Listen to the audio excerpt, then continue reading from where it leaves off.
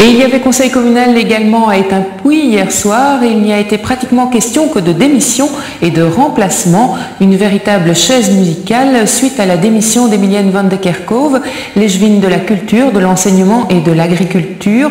Du côté du CDH, on a également assisté à une dissension. Vinciane Vautron et Dieudonné Pipers. D'entrée de jeu, le conseiller communal José Leric a signalé qu'il siégerait dorénavant comme indépendant. Il marque ainsi cette divergence de vue avec son parti, le CDH, notamment concernant l'accord signé la semaine dernière avec le PS.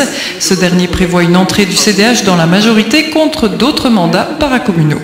Quand on annonce l'unanimité d'un groupe, ça veut dire que tous les gens du groupe sont d'accord. Ce n'était pas le cas ? Ça n'était pas le cas.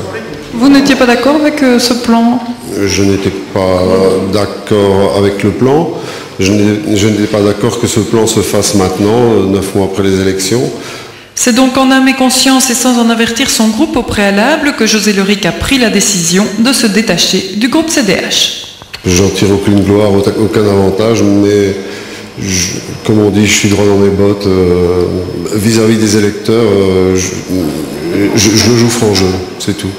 Le reste du conseil ressemblait plutôt à un jeu de chaises musicales. Il fallait en effet remplacer l'échevine de l'enseignement, de la culture et de l'agriculture, Emilienne Van de Kerkhove, démissionnaire pour des raisons de santé. C'est vrai qu'il y a une petite larme aujourd'hui, mais je pense que c'est un travail qu'il faut faire avec toutes ses capacités, avec beaucoup de tonus, avec beaucoup de... Et ça, je pense que je ne l'ai plus et que je préférais dire stop plutôt que de faire un travail... partiel.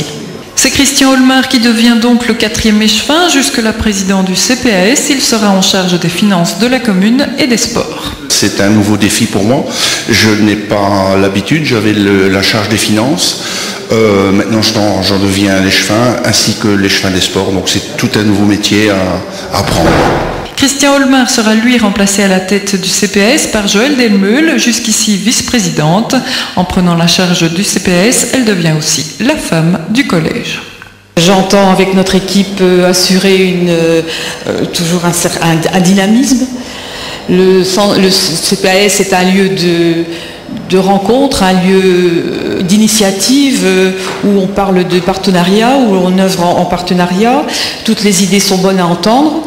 Et je pense qu'avec notre équipe, il faudra une solidarité, une complémentarité.